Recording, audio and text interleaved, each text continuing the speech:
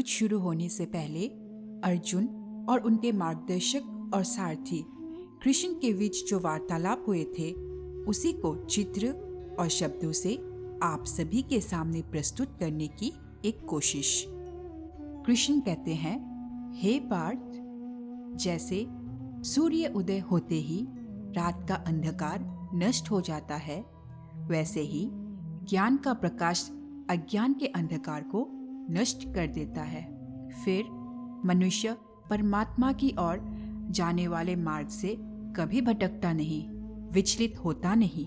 ज्ञान का साक्षात्कार होने के कारण मनुष्य जान जाता है कि एक ही कर्म पुण्य कैसे बनता है और वही कर्म पाप कैसे बन जाता है। अर्जुन कहते हैं, तुम कहते हो कि एक ही कर्म पुण्य भी हो सकता है और पाप भी, वो कैसे? कृष्ण कहते हैं, मैं बताता हूँ पार्थ। उदाहरण के तौर पर एक कर्म को लो। एक मनुष्य ने दूसरे मनुष्य की हत्या कर दी, तो मुख्य कर्म क्या हुआ? हत्या करना। परंतु यही कर्म पुण्य भी हो सकता है और पाप भी। अर्जुन कहते हैं, वो कैसे? कृष्ण कहते हैं, एक मनुष्य किसी कमजोर बुरे व्यक्ति का धन लूटने के लिए उसकी हत्या कर देता है, तो ये क्या हुआ? अर्जुन कहते हैं, निश्चय ही वो पाप है। कृष्ण कहते हैं, और यदि एक दुष्ट मनुष्य किसी अबला स्त्री के साथ जबरदस्ती बलात्कार करने की कोशिश कर रहा है, तो उस अबला की रक्षा के लिए यदि बलात्कार करने वाले की हत्या कर दी जाए तो वो क्या होगा? अर्जुन कहते हैं, ये तो स्पष्ट है कि किसी असहाय अबला की रक्षा करना पुण्य होगा। कृष्ण कहते हैं, तुमने स्वयं ही अपने प्रश्न का उत्तर दे दिया पार्थ। कर्म तो वही रहा, किसी की हत्या करना, परंतु उस कर्म के पीछे भावना क्या है, मारने वालों की नीयत क्या है, इसी के फर्क से एक ही कर्म पाप हो सकता है अथवा पुण्य। हे अर्जुन, जिस भावना, जिस नीयत से मनुष्य कर्म करता है, उस नीयत के कारण एक ही कर्म किसी के लिए पाप बन जाता है तो किसी के लिए पुण्य बन जाता है।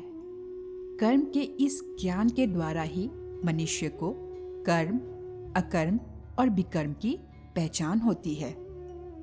अर्जुन कहते हैं, कर्म, अकर्म और विकर्म ये क्या है? कृष्ण कहते हैं, हे अर्जुन, मनुष्य जब निष्काम भावना से कर्म करता है तब उस कर्म का फल उसे नहीं भोगना पड़ता, इसीलिए वो अकर्म हो जाता है। कर्म उसे कहते हैं जो सकाम भाव से फल की इच्छा से किया जाता है, उसका फल कर्म के अनुसार अवश्य मिलता है। अच्छे कर्म का अच्छा और बुरे का बुरा। अर्जुन कहते हैं, और विकर्म? कृष्ण कहते हैं, असत्य, कपट, हिंसा आदि अनुचित और निषिद्ध कर्म विकर्म है। अर्जुन कहते हैं, इसका अर्थ केशव, युद्ध भी विकर्म है क्योंकि इसमें हिंसा है। कृष्ण कहते हैं, हे पार्थ, तुम अब भी अज्ञान के अंधकार में भटक रहे हो, इसीलिए ऐसी बात कर रहे हो। मैंने अभी तुम्हें बताया, कर्म जिस भावना से किया जाए उसी से वो पाप या पुण्य होता है। युद्ध भी अपना धर्म समझकर अधर्म का, अन्याय का नाश करने के लिए किया जाए तो उस युद्ध में मरने पर भी प्राणी को स्वर्ग की प्राप्ति होती है। इसीलिए तुम सारी शंका, कुशंकाओं को त्याग दो और युद्ध करो। हे अर्जुन, जब तुम्हें ज्ञान प्राप्त होगा तो तुम जान जाओगे कि ये संसार मेरी ही माया है, ये संसार मेरे ही से उत्पन्न हुआ है। मैं ही संसार का पालक हूँ और मैं ही संसार का संहारक हूँ। ये सारी सृष्टि मेरी ही माया का खेल है। अर्जुन कहते हैं, हे केशव, इस माया के संसार का रूप क्या है? कृष्ण कहते हैं, हे अर्जुन, यदि तुम अपने ज्ञान चक्षु से देखोगे तो तुम्हें पता चलेगा कि ये माया का संसार एक उल्टे वृक्ष की भांति है, जिसकी जड़ें ऊपर है और टहनियाँ और पत्ते नीचे की ओर है। अपने अंतर चक्षु के द्वारा इसे देखो अर्जुन।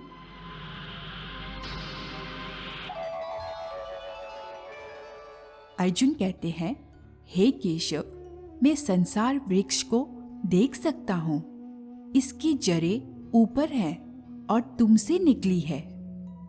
कृष्ण कहते हैं, हाँ अर्जुन, जैसे मैंने कहा, ये माया का संसार मेरे ही से उत्पन्न हुआ है, इसीलिए इसकी जड़ें मेरे में है और माया का स्थान क्योंकि मुझसे नीचे है, इसीलिए ये पेड़ उल्टा है। अर्जुन कहते हैं, हे केशव, इस संसार वृक्ष में ब्रह्मा का स्थान क्या है? कृष्ण कहते हैं, हे अर्जुन, इस संसार का विस्तार करने वाला होने से ब्रह्मा इस वृक्ष की मुख्य शाखा है और वेद इसकी पत्ते हैं। हे पार्थ, शब्द, स्पर्श, रूप, रस और गंध, ये पांचों इस वृक्ष की शाखाओं की कोपलों की रूप में है। हे पार्थ, इस माया वृक्ष को सतः, रजो और तमो तीनों गुणों के जल से सींचा जाता है। आसक्ति का मारा मनुष्य इसी पेड़ की डालियों में उलझा रहता है। पार्थ, ये वृक्ष अनादि है, अनंत है, संसार के माया का प्रतीक है। अर्जुन कहते हैं, हे मधुसूदन, जब ये पेड़ ही सृष्टि है तो इसकी विशाल छाया भी हर ओर फैली होगी, तब मनुष्य इसकी छाया से कैसे बच सकता है?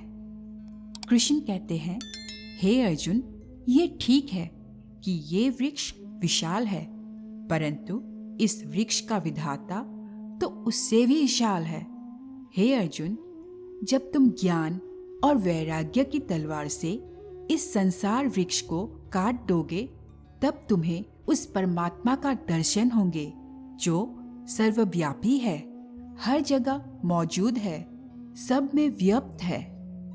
इसीलिए पार्थ, तुम मेरी शरण में आओ। महादेव कहते हैं, वाह प्रभु वाह।